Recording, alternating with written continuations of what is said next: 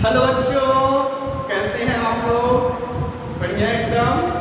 चलिए आज हम लोग बेटा पढ़ेंगे इलेक्ट्रोमोटिव फोर्स क्या होता है। क्लास 12th के सिलेबस में आपको मिलेगा। क्लास 12th एग्जाम में आपको इससे क्वेश्चंस मिल सकते हैं बेटा। आपको मेडिकल एग्जाम नीट के लिए इससे क्वेश्चन आते हैं और जेईई में भी इससे क्वेश्चन आ चुके हैं, तो थोड़ा ध्यान दीजिएगा। देखते हैं बेटा इलेक्ट्रोमोटिव फोर्स।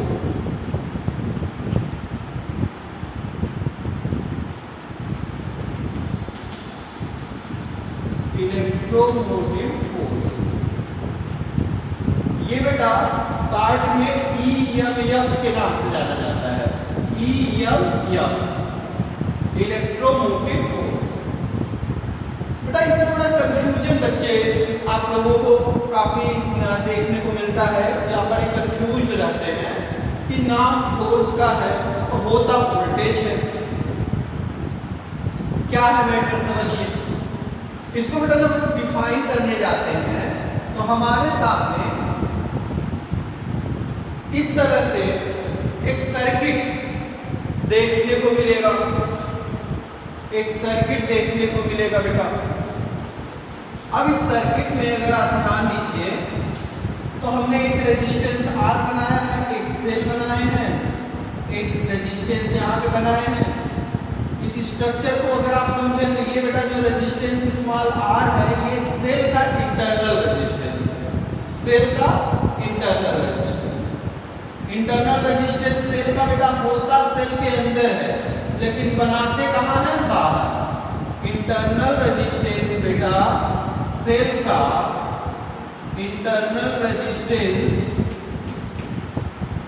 सेल का होता अंदर है, बनाते बाहर है। समझिएगा, सेल का इंटरनल रेजिस्टेंस होता कहाँ है? होता अंदर है और बनाते बाहर है। बनाते बाहर हैं। कहीं पे निगाहें कहीं पे निशाना। क्या बात है। होता कहाँ है, दिखता कहाँ है? होता अंदर है, बनाते बाहर है। हमेशा बेटा इंटरनल रेजिस्टेंस कहाँ बनेगा?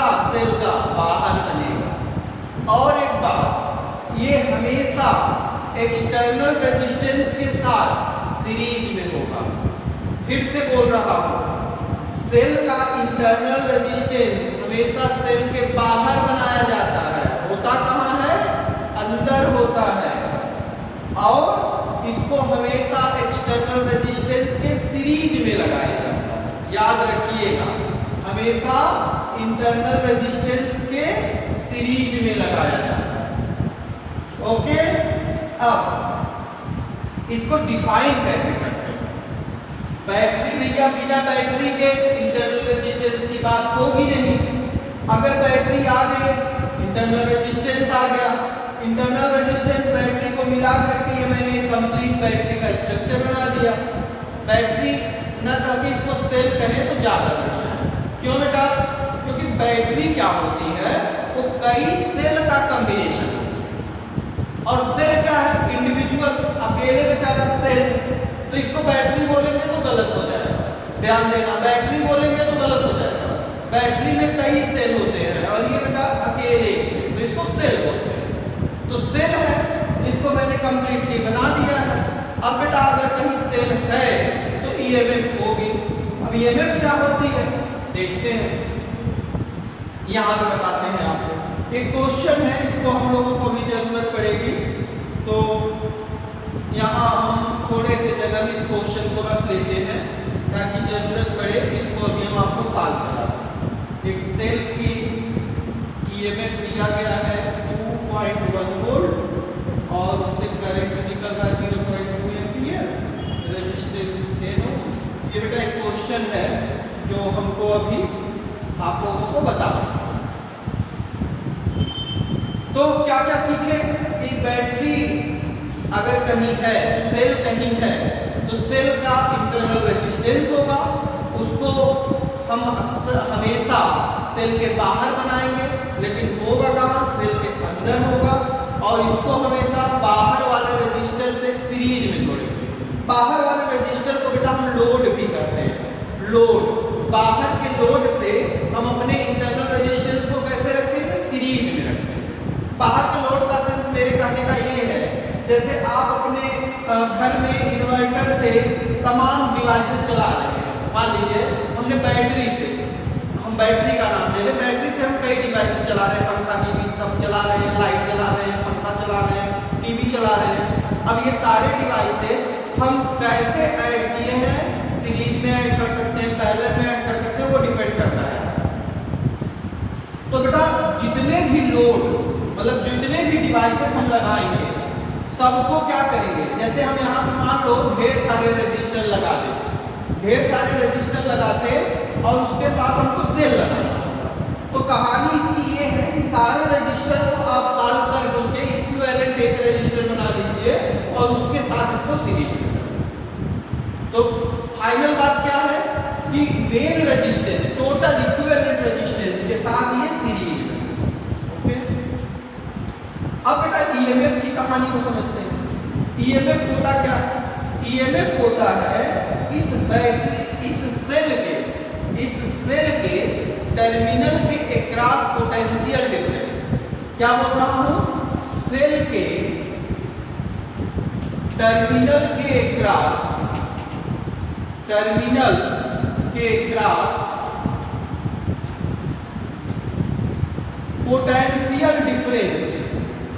पोटेंशियल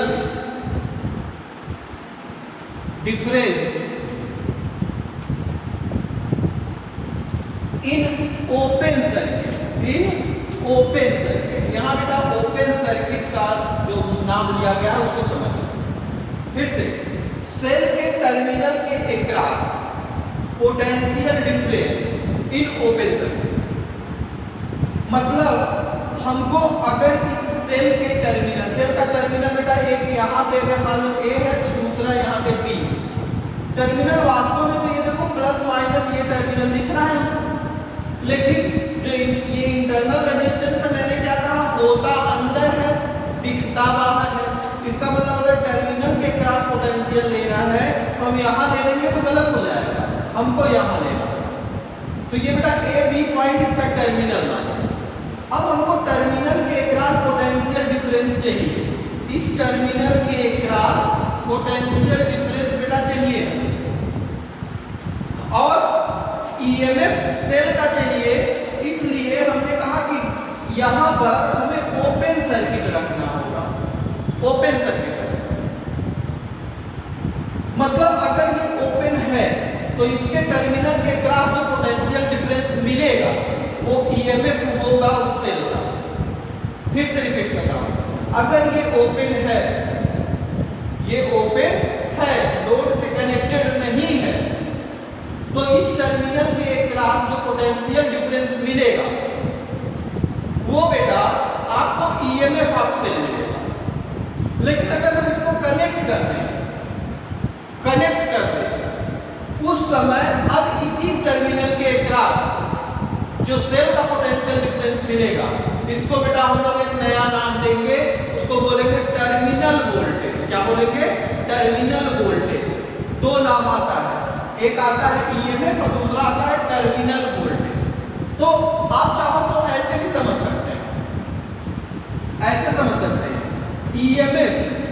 ईएमएफ कब तक बात हो रही है? जब तक सर्किट ओपन है। जब तक सर्किट ओपन है बेटा, अगर सर्किट ओपन है तो हम इस टर्मिनल सेल के दोनों टर्मिनल के क्रॉस जो पोटेंशियल डिफरेंस पाएंगे वो ईएमएफ होगा। और टर्मिनल वोल्टेज की बात कर ले बेटा, टर्मिनल वोल्टेज, तो टर्मिनल वोल्टेज क्या होगा? अगर हम इस सर्किट को क्या करते हैं? क्लोज कर दें। जैसे मैं क्लोज करूंगा वैसे ही इस टर्मिनल के अक्रॉस जो पोटेंशियल डिफरेंस मिलेगा वो बन जाएगा टर्मिनल वोल्टेज। मतलब इसको ओपन रखेंगे तो ईएमएफ ऑफ सेल, और इसी को क्लोज कर दिए, कनेक्ट कर दिए पूरे सर्किट को, तो ये बन जाएगा टर्मिनल वोल्टेज ऑफ सेल। इसी दोनों के बीच का पोटेंशियल। देखो कभी जिंदगी में कंफ्यूज नहीं होगे अगर ये दोनों बातों को एक साथ समझ लो, अलग अलग समझने में दिक्कत आ जाती है। अक्सर देखने को क्या मिलता है बेटा, ईएमएफ की वैल्यू उसी सेल का ज्यादा मिलेगा और जब टर्मिनल वोल्टेज देखने जाएंगे तो वही वैल्यू कम हो जाएगी। आपको इसका अगर हम ईएमएफ देंगे, मान लीजिए 12 वोल्ट ईएमएफ दिए, तो वही पोटेंशियल डिफरेंस बेटा जब हम इसको कनेक्ट कर देंगे तो ये कम हो जाएगा। मतलब हकीकत में कुछ और मिलने वाला है, दिख कुछ और रहा है। फिर वही बात, दिख कुछ और रहा, हकीकत में कुछ और मिलेगा। बैटरी जो है आपको क्लेम करेगी हम 12 वोल्ट सप्लाई देंगे, बैटरी क्लेम करती है 12 वोल्ट सप्लाई दिया, जब सप्लाई में आके लगाए तो 10 वोल्ट मिल रहा है। क्या करेंगे, जाके बैटरी वाले गोली मार देंगे? अरे ऐसा नहीं है भाई, ऐसे कैसे कर सकते हैं। मतलब हमारा ये कहना है कि बेटा ईएमएफ जो है सेल के टर्मिनल के क्रॉस उस समय पोटेंशियल है जब उस पर लोड नहीं दिए, और टर्मिनल वोल्टेज तब है जब लोड दे दिए। एक एग्जांपल आपको बताते हैं, बड़ा सिंपल सा है,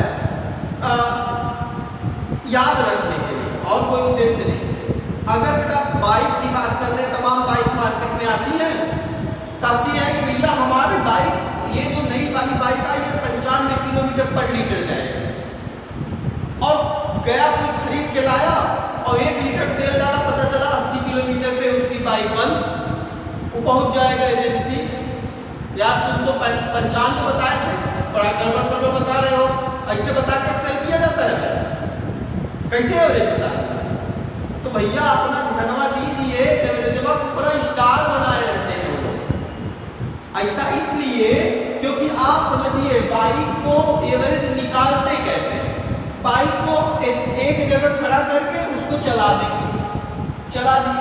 अब ये अगर टायर घूम रहा है, आप जानते हैं अगर टायर, इसका रेडियस हमको पता है, व्हील का रेडियस पता है, रेडियस पता है, तो ये पूरा इसका जो डिस्टेंस ये एक चक्कर में कवर करेगा 2 पाई आर, वो हमें पता है।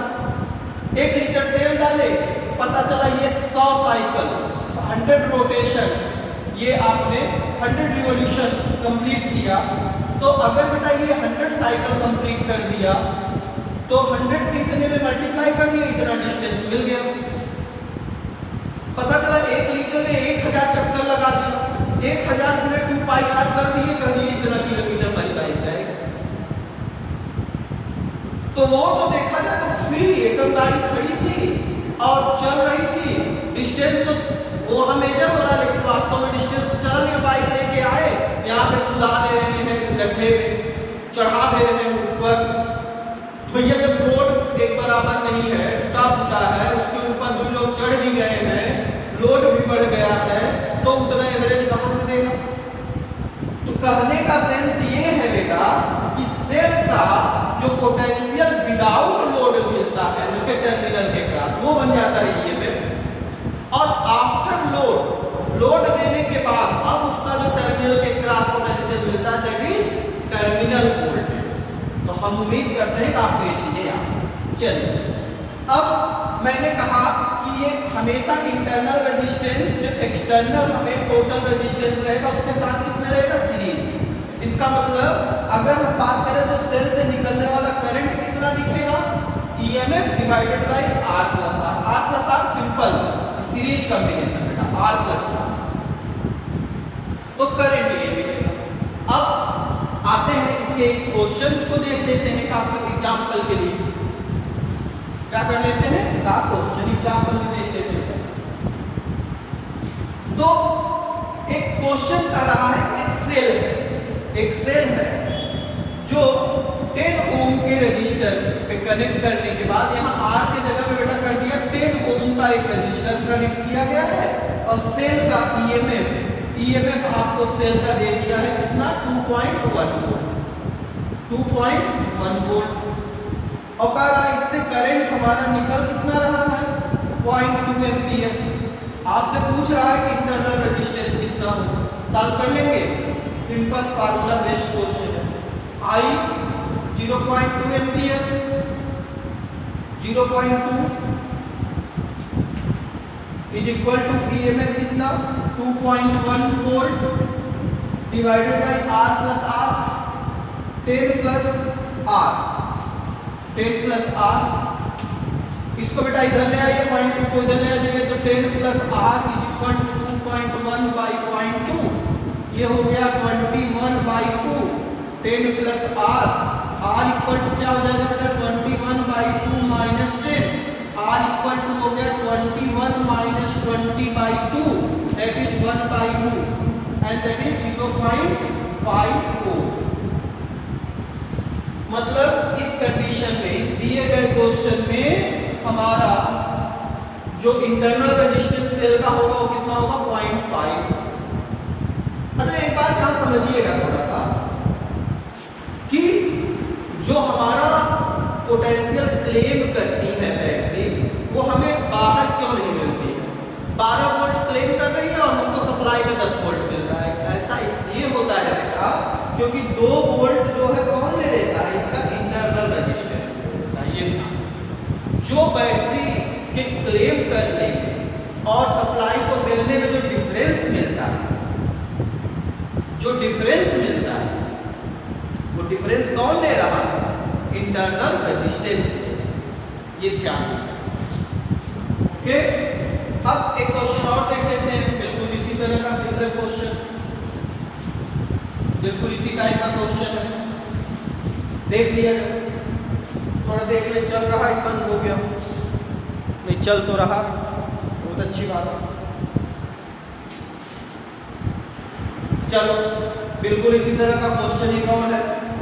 ये कह रहे हैं कि एक सेल है, उसको हम 2 ओम रेजिस्टेंस, उसमें एक्सटर्नल रेजिस्टेंस जो 2 ओम का लगा रहे हैं, तो सेल से जो करंट निकल रहा है वो 2 एम्पीयर निकल रहा है। और बेटा फिर कह रहे हैं कि अगर हम उसी सेल पर 9 ओम का रजिस्टर लगा दे रहे हैं, तो उस समय सेल से निकलने वाला करंट 0.5 एम्पीयर। तो इनको क्या बताना है? इनको बताना है इंटरनल रेजिस्टेंस उस सेल का क्या होगा। क्वेश्चन समझ गए?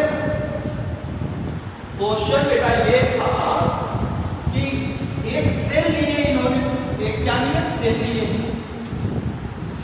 उस सेल पर लोड जब 2 ओम का लगाए तो उसमें जो करंट जा रहा है सेल से वो 2 एम्पीयर जा रहा है। और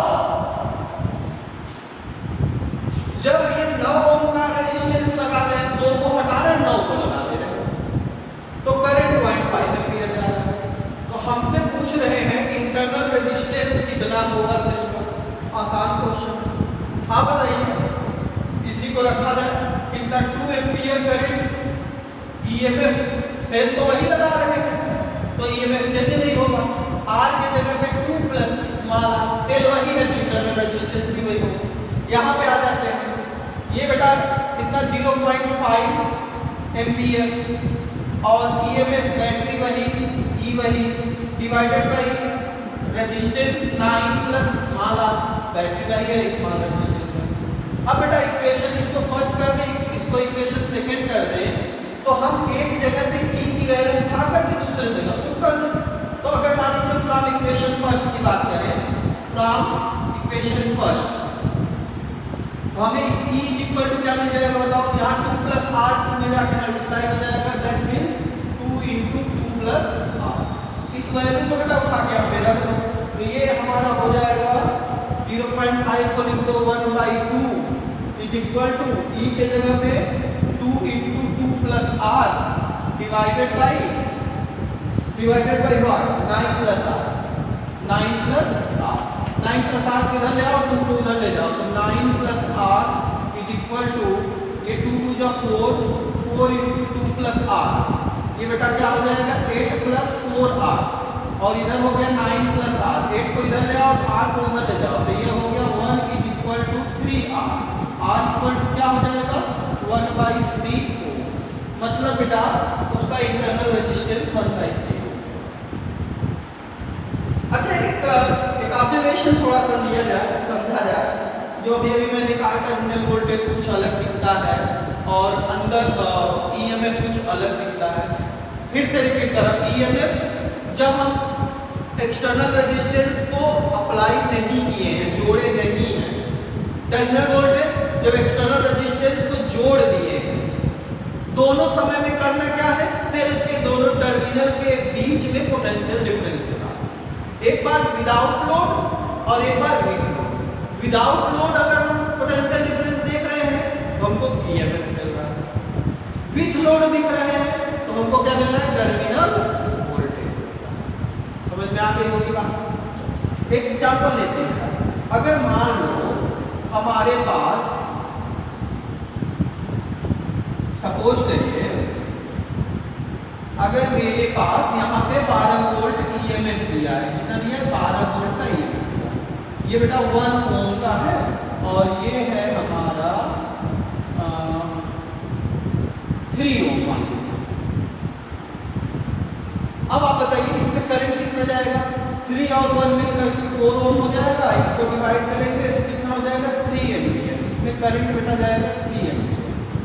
अब 3 एम्पियर करंट गया तो यहाँ पे वोल्टेज कितना हो जाएगा, 3 एम्पियर करंट है तो वोल्टेज कितना हो जाएगा, 9 वोल्ट। और ये बेटा 3 एम्पियर करंट यहाँ है, 3 बन गया 3, यहाँ पे भी आपका करंट तो वही आएगा, तो यहाँ पे 3 वोल्ट। तो देखा जाए तो हमें बाहर कितना वोल्ट इसके अक्रॉस मिल रहा है। यहाँ पे अगर हम लोग चेक करेंगे तो इसके अक्रॉस जो पोटेंशियल मिलेगा वो यहाँ पे पोटेंशियल के बराबर, मतलब यहाँ का पोटेंशियल यहाँ का पोटेंशियल बराबर मिलेगा। मतलब टर्मिनल के अक्रॉस पोटेंशियल कितना मिलेगा, 9 वोल्ट। तो इसका मतलब यहाँ पे ईएमएफ कितना दिखेगा बेटा, 12। लेकिन टर्मिनल वोल्टेज कितना दिखेगा, टर्मिनल वोल्टेज कितना दिखेगा, बता दीजिए। टर्मिनल वोल्टेज कितना दिखेगा बताओ, 9। क्यों ऐसा था, अगर हम लोड दे ही ना तो उस समय जितना इनका वोल्टेज दिया गया उतना इनको मिलेगा। लोड देने के बाद इनको कितना वोल्टेज मिलेगा, नहीं हमको दिखाई देगा। तो वोल्टेज आप देख रहे हैं ईएमएफ से इनका वोल्टेज कम होगा। तो बेटा यही होता है, कहना कुछ और करना कुछ और, यही तो जमाना है, क्या करेंगे। चलिए तो फिलहाल आज के लिए इतना ही। नेक्स्ट लेक्चर में हम लोग इसके आगे की कहानी देखते हैं। Thank you very much. पढ़ाई करते रहिए।